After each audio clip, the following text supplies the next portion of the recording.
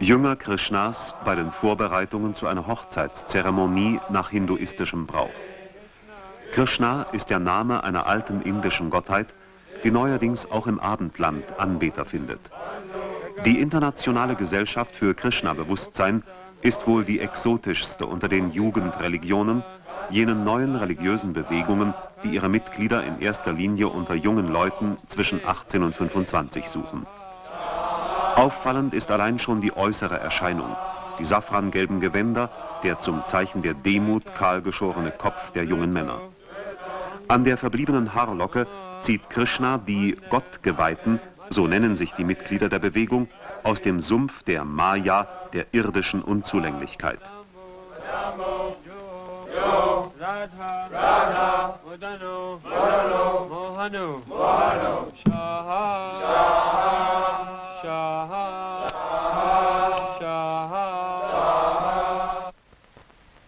Die Internationale Gesellschaft für Krishna-Bewusstsein wurde 1966 in den USA von Bhaktivedanta Swami Prabhupada gegründet. Grundlage der Lehre sind heilige Schriften des Hinduismus. Die Zahl der Mitglieder beträgt weltweit etwa 4000, in der Bundesrepublik Deutschland 100 bis 150. Die Gemeinschaft wird vom Gründer und 12 Vertretern für alle Teile der Erde autoritär geführt. Den einzelnen Zentren stehen Tempelpräsidenten vor.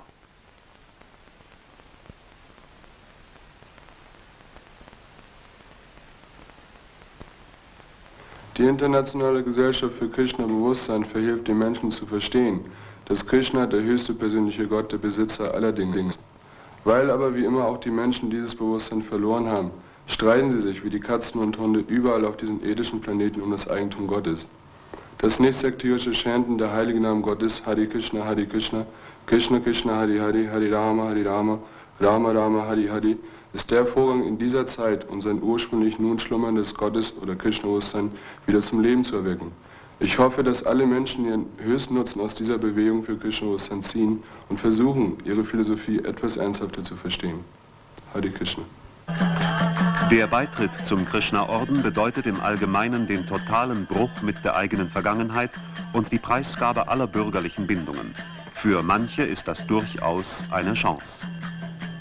Vorher habe ich sehr viele Dinge getan. Zum Beispiel habe ich sehr viele Arten von Drogen genommen. Ich habe alle möglichen Arten von Gelegenheitsarbeiten angenommen und sehr viele Philosophien studiert, ja. Aber ich war nie so richtig zufrieden damit. Ja. Bis ich zum Krishna-Bewusstsein kam, da habe ich nun wirklich die stärkste Droge gefunden. Unter den Krishna-Jüngern trifft man viele Ausgeflippte und Gescheiterte, die hoffen, sich durch eine radikale Umkehr von seelischen Zwängen befreien zu können. Die wenigsten merken allerdings, dass sie sich durch ihren Beitritt zum Krishna-Orden oft nur neuen Zwängen ausliefern. Und dann habe ich mich mal mit einem Gottgeweihten auf der Straße unterhalten. Und es hat mich so fasziniert, dass ich unbedingt mit ihnen zusammen sein wollte.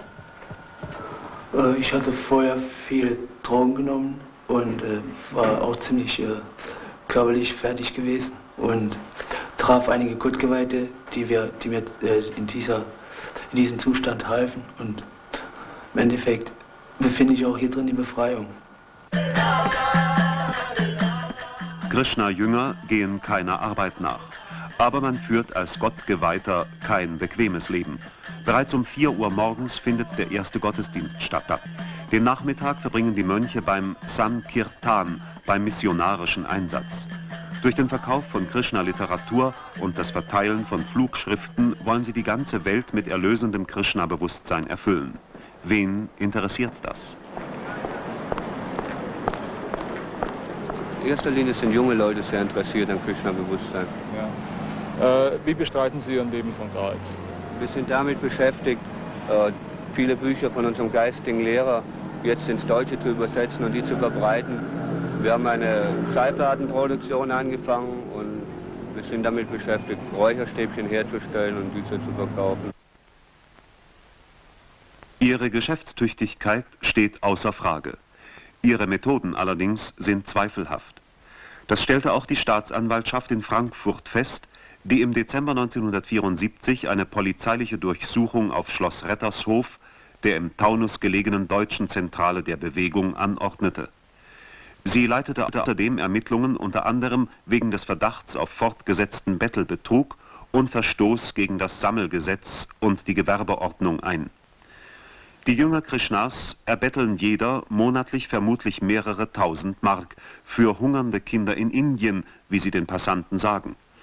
In Wirklichkeit dürften diese Gelder jedoch größtenteils in die Ordenskasse fließen und den weltweiten Ausbau der Krishna-Bewegung sicherstellen.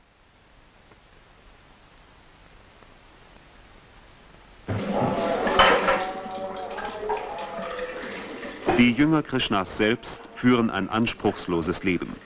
Das Essen ist streng vegetarisch und nach vedischen Rezepten zubereitet. Der Veda ist die älteste Urkunde des indischen Brahmanismus, eine Sammlung heiliger Hymnen, Opferformeln und Zaubertexte. Veda heißt Wissen und bedeutet die Kenntnis der übermenschlichen Mächte und der Mittel, sie zu beeinflussen. Das tägliche rituelle Festmahl zur Mittagszeit, das Prasadam, erfüllt jeden, der davon isst, mit beglückendem Gottesbewusstsein und sichert ihm eine Wiedergeburt als Mensch zu.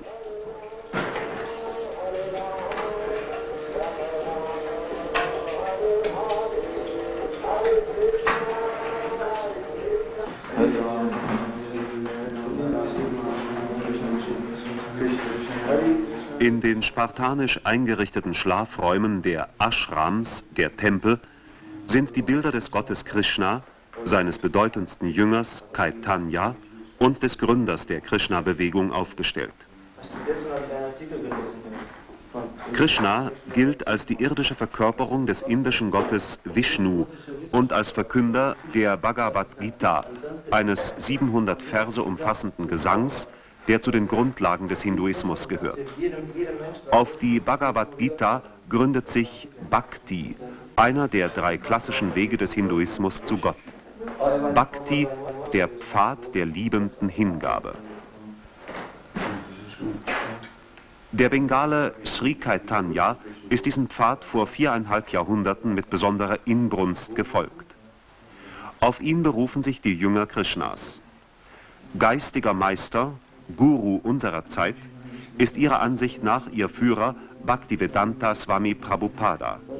Er allein kann den rechten Weg zu Krishna weisen und genießt daher göttliche Verehrung. Hare Krishna, Hare Krishna, Krishna Krishna, Hare Hare, Hare Ram, Hare Ram, Ram Ram, Hare Krishna, Hare Krishna. Seine göttliche Gnade Bhaktivedanta Swami Prabhupada bei einem feierlichen Besuch auf Schloss Rettershof. Der über 80 Jahre alte ehemalige Konzerndirektor aus Kalkutta ist wie seine Jünger unablässig damit beschäftigt, den Mahamantra, den erlösenden Spruch heiligem Namen Gottes aufzusagen, pro Tag wenigstens 1728 Mal.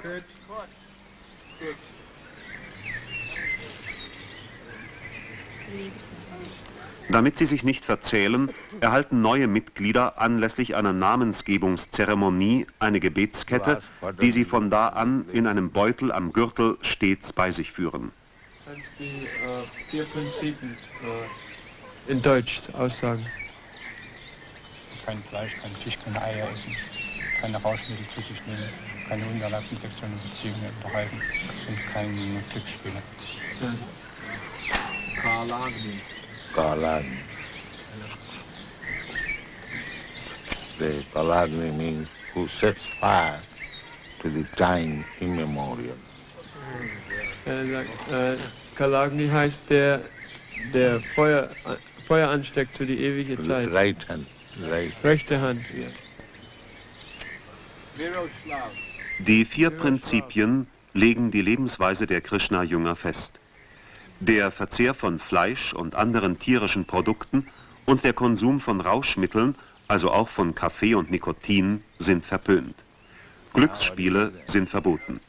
Sexuelle Beziehungen sind nur zwischen Eheleuten und zwar ausschließlich zum Zweck der Fortpflanzung erlaubt. Mit dem Erhalt der Gebetskette ist der Eintritt in den Krishna-Orden vollzogen. Ab jetzt hat der Mönch mit Leib und Seele Krishnas Diener zu sein. Widerspruchslos muss er sich in allen Fragen der Autorität seines Gurus beugen. Oft genug bedeutet das Entmündigung, nicht aber Erlösung. Swami Prabhupada, der mit bürgerlichem Namen Abhaicharande heißt, hat Philosophie, Volkswirtschaft und englische Sprache studiert. Er verfasste rund 60 Bücher, vor allem Kommentare zu den Heiligen Schriften und zu den Legenden aus dem Leben Krishnas.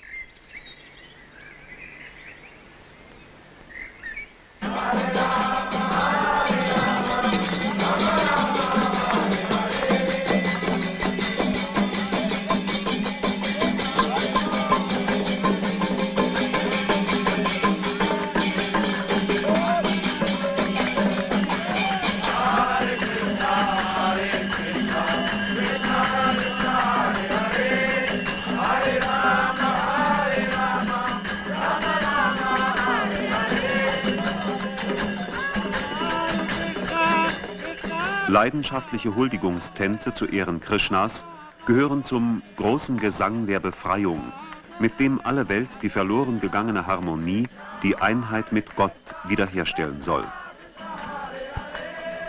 Verschiedene Aktivitäten sollen die Erlangung dieses Ziels fördern. Seit einiger Zeit entwickelt die Krishna-Bewegung zum Beispiel rege schulische Initiativen. Internate, in denen Kinder aus der Bewegung im Geiste Krishnas erzogen werden, entstanden in Dallas, USA und bei Paris. In Indien errichtet die Gesellschaft eifrig Tempel und Pilgerzentren. In den USA und in England werden Musterfarmen betrieben, auf denen Krishna-gemäße Nahrungsmittel produziert werden. Angewandtes Krishna-Bewusstsein, könnte man sagen. Welcher Sinn steckt dahinter? Swami Prabhupada erläutert seine Lehre so.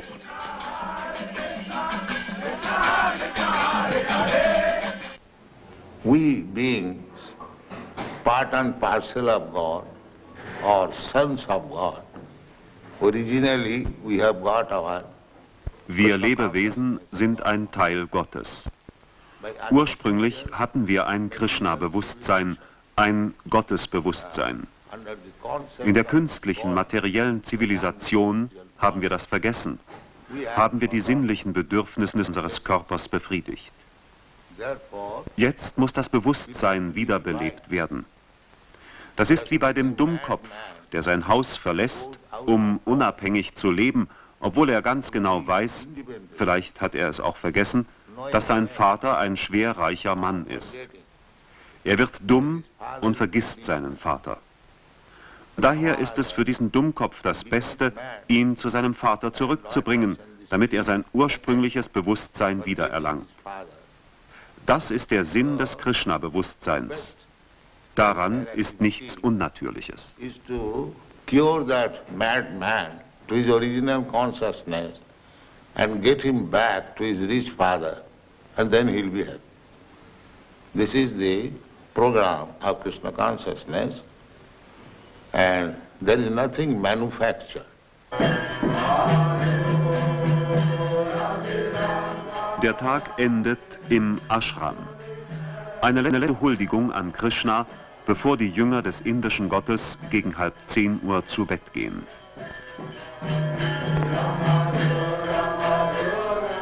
Im Vergleich zu anderen Jugendreligionen ist die Gemeinde der Krishna-Jünger nur klein.